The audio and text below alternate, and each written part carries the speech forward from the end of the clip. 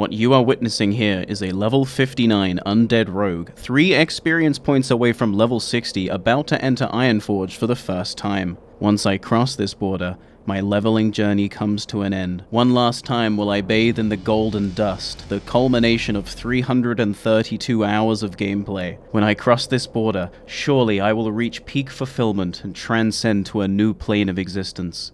When I cross this border, I will become level 60. And who better to share this moment with than a random level 6 night elf who is also entering Ironforge for the first time, and I killed him and ate his corpse. But that's a story for another time.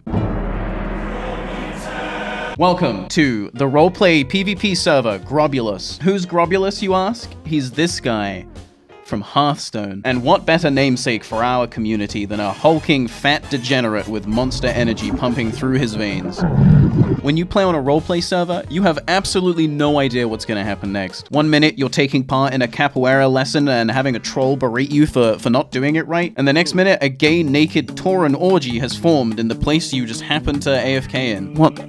Get me out of here! Now, whilst accidentally stealthing my way into furry erotic roleplay wasn't one of the reasons I chose to play Rogue, I guess some would call it a bonus. Not me, though. In fact, picking Rogue as my class was quite a tough choice because I had to battle the temptation to pick Mage. And with free food, free travel, 1-button raid rotations, and objectively the best leveling experience due to busted AoE farming, you're probably wondering, why did I pick Rogue? Well, my friends, an epiphany came to me during one of my water and other legal substances benders. I realized, instead of being this guy, I want to be this guy. And that's the story of how I picked Rogue. I don't care about efficient leveling, 1-button rotations, or intelligence buffs. I just want to watch the world burn. Witness my no fun allowed combo. Marvel in awe and disgust as I kill this night elf before they can even break out of one of my many stuns. What's that, human warrior? You're doing an escort quest? A quest where you have to lead a robot chicken across an incredibly large distance as it walks at the slowest possible pace, effectively doubling the time the journey should take? Well, it would be a shame if you were to fail the quest due to a rogue coming up behind you and kill. But I'm not all bad. I promise. Take, for example, this human. Now, I will be honest, I was milliseconds away from killing him when some cosmic force stopped me. I could somehow sense this human was different, special. So I followed him. I don't know how it happened. He was supposed to just be another kill, and I really, truly was planning on killing him, but then we're laying under the night sky, holding hands and watching the stars together, and I tell him my deepest, most personal, intimate secrets, and he responds, "Thank," in the most adorable human accent I've ever heard, and I know that he couldn't understand what I was saying, but this moment cemented our friendship. Our connection had transcended language and faction, and such a bond, no doubt, is worth protecting above all else. I could sense this human had somewhere to go, and so I resolved that my purpose, as dictated to me by the hand of fate, was to get Kuman the Human where he needed to be. And so we traveled through Ashenvale together. I defended him from the aggressive wildlife, and in return, he talked down an angry, racist night elf who attacked me, eventually winning him over to my side. I don't speak human, but I can only presume Kuman told him I was friendly. If only they knew. Now joined by a random cat, we made south for Talon Deep Path, a tunnel that leads into Stone Talon Mountains. Now, despite technically being contested territory, Stone Talon Mountains is largely a horde area due to its main border being shared with the Barrens. But Kuman had safely escorted me through the Alliance town of Astronar, so now it was my turn to return the favor. We arrived in the deforested Windshear Crag, and unless you enjoy goblins constantly biting at your ankles, I wouldn't recommend you visit. The spider-infested Webwinder path proved no better either, and by the time we trekked to the top of the hill, we were out of breath and in need of a break. It was then that a mage attacked. "No!" I screamed. "Traitor?" she questioned. I had to think fast. One word in the general chat about Alliance being led through Horde territory and the cavalry would arrive. "These are ally." "They are my pets," I lied, hoping she'd buy into my fabrication. "Interesting. Keep them scarcely fed and controlled." Perfect. Another debate won. But we weren't out of the woods yet because another mage had arrived on the scene, no doubt hearing the commotion. "What's going on here?" "These are my pets," I lied again. "Kinky." Oh, we have a degenerate on our hands. It was going to take more than a quick lie to proceed past this mage, and unfortunately for me, there was only one solution. I would have to feed into his degeneracy until one of us broke. You like that? That was pretty hot. Woman hugs you. Just need to turn around to finish. It was time. I was about to make my winning move. I knelt in front of him, ready to receive his undead load, when he broke.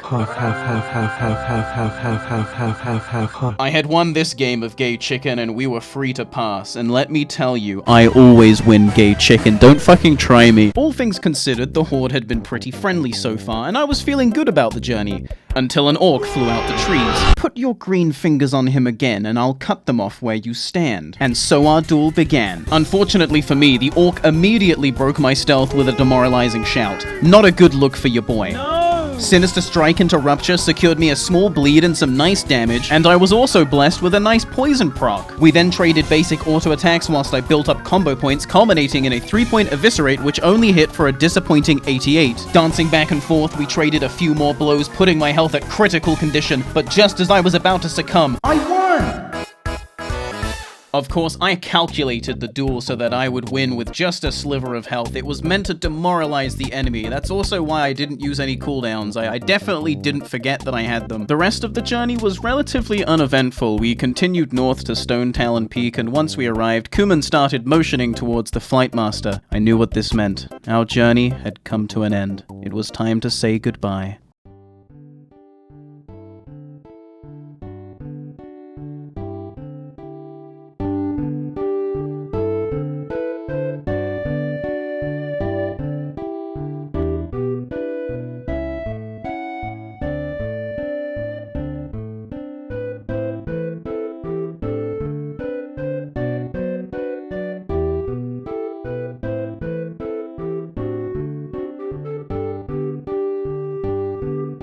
I love you, Kuman. You taught me compassion and empathy. No longer will I just mindlessly attack every Alliance player I see. From today, I am a changed undead.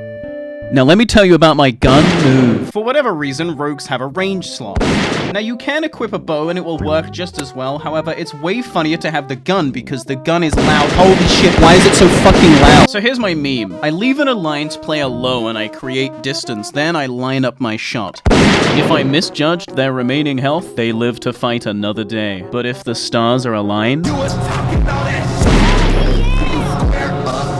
Now in Classic WoW, because there's no cross-server functionality, reputation goes a long way. Being a kind, genuine, helpful person will get you re-invited to groups, whereas ninja looting a chest everyone else is rolling for will bring about bad karma. This mushroom, however, was totally worth it. Delicious. But you need to remember, there are disgusting Alliance players out there, and you're leveling alongside them too. Introducing Dragon, the human warlock. Now, when I arrived in Stranglethorn Vale, I made a promise to myself. A promise that I would try to kill all and any Alliance I saw. Even if it meant I wasn't leveling at a good pace, even if it meant I had to do back-to-back corpse runs. That was a great take. Regardless of class, level, or even how many people I was taking on at a time, I wanted to PvP. And unfortunately, Dragon was in the wrong place at the wrong time. Again, and again.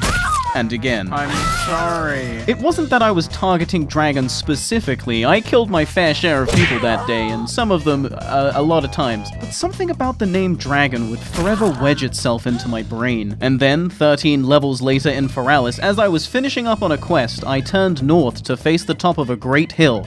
And who did I see?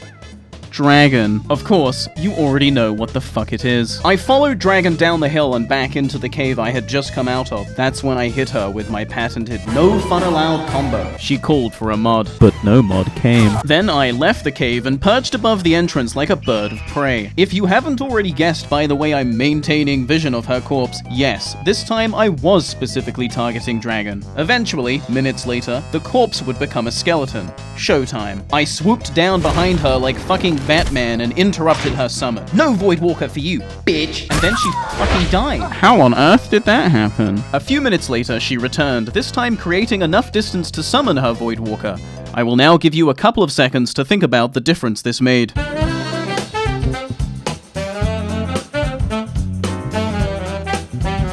None. The answer was none. However, on the next resurrection, Dragon managed to mount up and run, and with that kind of head start, there was no way I was catching up now. The camping dream was dead. It was time to admit defeat. Is what I would say if she didn't dismount 20 seconds later and try and summon her Voidwalker again. Hello, is anyone in there? As I consumed her delicious feat, I wondered whether I was taking things too far. Nope. I had tasted the forbidden fruit, and I wasn't going to stop anytime soon. As Dragon mounted and ran away for a second time, I'd like to tell you that she had learned her lesson, but she literally did the same thing again. Fool you once, shame on me. Fool you twice, you're an idiot. But as I slaughtered Dragon for the 23rd time since we first met, I had a sudden epiphany. Actually, she wasn't an idiot. She was a stubborn warrior with an iron resolve. At any point during my incessant camping crusade, she could have just spirit revived, but she didn't. She just kept getting back up. Obviously, Dragon assumed I would soon tire out, and after deciding to revive at her corpse again instead of the spirit healer, I knew I would have to teach Dragon a lesson they would never forget. You don't enter into a game of chicken with me. We both mounted up, and the chase was on. Go! Despite the clear head start Dragon had on me, I wasn't concerned. I mean, what kind of griefer would I be if my opponent can just mount up and run away? And that is why, days ago, I had gone out of my way to acquire a sacred piece of gear, a carrot on a stick. How had I acquired such a coveted trinket so early? That's a story for another video. But all you need to know is that the trinket increases my mounted speed by 3%. And to the misfortune of Dragon, that was not all. The mithril spurs I had received from a blacksmith increased my mounted speed by another 4%, and I was therefore destined to catch up. And so I did. As I left Dragon dazed and confused by my blinding powder, I wondered, would this be our final confrontation? Surely 20 minutes of being camped was your limit. What would you do, Dragon? Revive at the spirit healer and admit defeat? Or revive at your corpse and see just how deep this rabbit hole goes? 1 minute became 2, and 2 became 4. 4 became 8, and after 10 minutes, Dragon had still not made her choice. After 30 minutes, I started to question mine. Had I really just spent 30 actual minutes of my life hiding in a bush watching a virtual corpse? What the fuck is wrong with me? I could be doing something productive, and I don't just mean in the game, I mean with my life. I could be taking this time to learn a real life skill. I could have taken oh, she revived. And that's the story of Dragon. After waiting 30 minutes to kill her, she no doubt realized my will was a raid boss she was never going to conquer. And finally, she embraced the warmth of 10 minutes resurrection sickness. Suck on that, bitch! Dragon was last seen in Burning Steeps, and immediately spirit revived after being killed once. I will never forget the name Dragon, and it seems Dragon will never forget mine either. The end. By the way, I fell through the map into Caverns of Time and I can't get out, so if anyone could send help, I'd really appreciate it. Please send help. I can't leave.